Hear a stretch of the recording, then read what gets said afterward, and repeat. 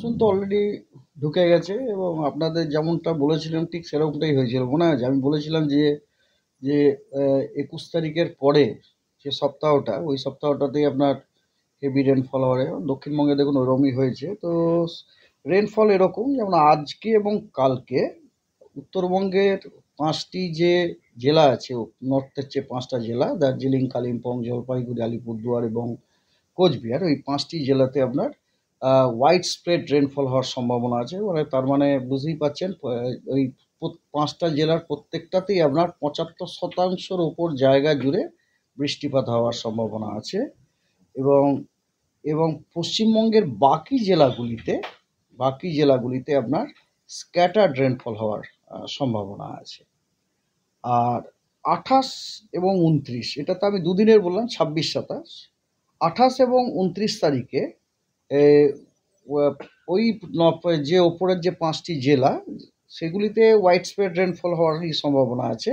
কিন্তু পশ্চিমবঙ্গের বাকি সব জেলাতেই কিন্তু ফেয়ারলি ওয়াইড স্প্রেড রেনফল হওয়ার সম্ভাবনা আছে। তার মানে আপনার 50 থেকে 75% এরিয়া জুড়ে বৃষ্টিপাত হওয়ার সম্ভাবনা প্রতিটি জেলাতে, পশ্চিমবঙ্গের প্রতিটা জেলাতে, এক্সেপ্ট দোজ 5 ডিস্ট্রিক্ট যেগুলিতে আপনার 75%-এরও ওপর বেশি জায়গা জুড়ে বৃষ্টিপাত হওয়ার সম্ভাবনা আছে।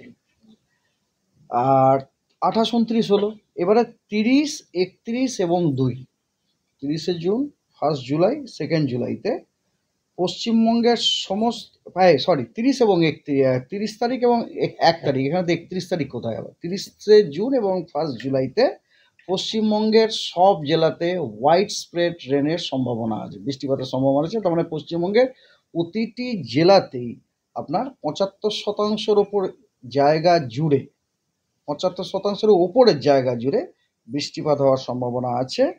আর 2 তারিখে নর্থ বেঙ্গলের সব জেলাতেই ওয়াইড স্প্রেড রেনফল হওয়ার সম্ভাবনা আছে। তার মানে নর্থ বেঙ্গলের প্রতিটি জেলাতেই 75%-এর ওপর জায়গা জুড়ে বৃষ্টিপাতের সম্ভাবনা আছে। এবং সাউথ বেঙ্গলের সবকটি জেলাতেই আপনার ফেয়ারলি ওয়াইড স্প্রেড রেনফল হওয়ার সম্ভাবনা আছে। অর্থাৎ সাউথ বেঙ্গলের সবকটি জেলাতে 50% থেকে 75% জায়গা জুড়ে বৃষ্টিপাত হওয়ার সম্ভাবনা। ওয়েদার ওয়ার্নিং আছে আজকে 26 তারিখে নর্থ বেঙ্গলের দার্জিলিং এবং জলপাইগুড়িতে ভারী থেকে অতি ভারী বর্ষণের কমলা সতর্কবার্তা দেওয়া হয়েছে। এবং নর্থ বেঙ্গলের কালিম্পং, আলিপুরদুয়ার, কোচবিহার এবং নর্থ দিনাজপুরে ভারী বর্ষণের হলুদ সতর্কবার্তা দেওয়া হয়েছে। এছাড়া নর্থ বেঙ্গলে আপনার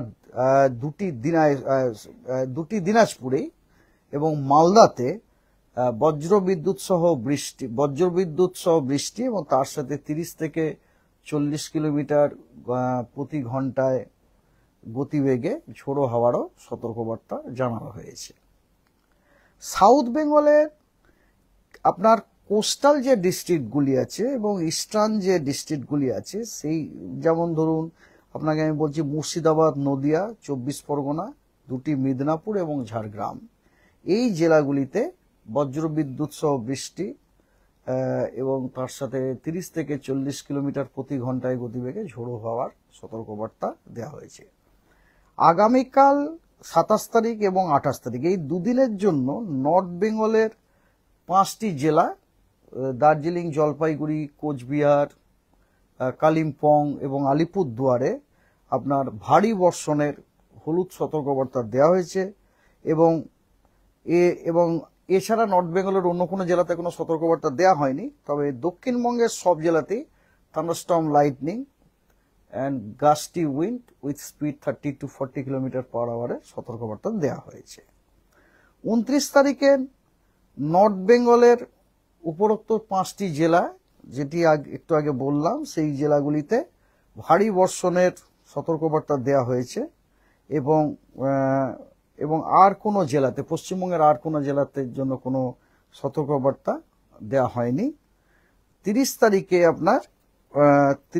আপনার খালি ভারী বর্ষণের সতর্কবার্তা দেওয়া হয়েছে কেবলমাত্র আপনার নর্থ বেঙ্গলের ওই 5টি উত্তরের জেলাগুলিতে, এবং তার সাথে সাথে আপনার সাউথ দিনাজপুর, মুর্শিদাবাদ, নদিয়া, নর্থ এবং সাউথ 24 পরগনা, এগুলিতেও হেভি রেনফলের সতর্কবার্তা দেওয়া হয়েছে। তাহলে 30 তারিখে সতর্কবার্তা, ভারী বর্ষণের সতর্কবার্তা নর্থ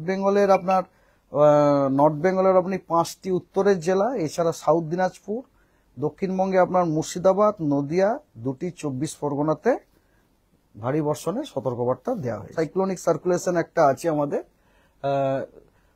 ওয়েস্ট সেন্ট্রাল মানে হচ্ছে পশ্চিম, এবং সেন্ট্রাল মানে হচ্ছে কেন্দ্রীয়, হ্যাঁ কেন্দ্রীয়, ওয়েস্ট সেন্ট্রাল বে অফ বেঙ্গলে এবং নর্থ ওয়েস্ট বে, মানে এই জায়গাতে একটা সাইক্লোনিক সার্কুলেশন আছে।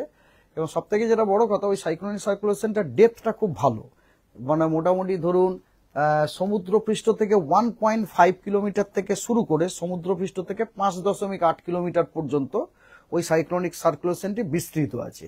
এবং আর একটা যেটা ভালো জিনিস, যে ওই সাইক্লোনিক সার্কুলেশনটি কিন্তু উচ্চতার সাথে সাথে দক্ষিণ পশ্চিম দিকে টিল্ট করে যাচ্ছে, বেঁকে যাচ্ছে আর কি, যেটা খুবই উপযোগী আর কি। আর আমাদের অনুমান হচ্ছে এই সাইক্লোনিক সার্কুলেশনটি হয়তো আগামীকাল বা আগামী পরশু দিনে হয়তো ভূমিতে ওটা ডিসেন্ড করে গিয়ে একটি লো প্রেসার এরিয়া হয়তো ফর্ম করতে পারে। করলে ন্যাচারালি আমরা আমাদের উড়িষ্যা, তারপর আমাদের পশ্চিমবঙ্গ, এসব জায়গাগুলোতে বৃষ্টি হবে আর কি।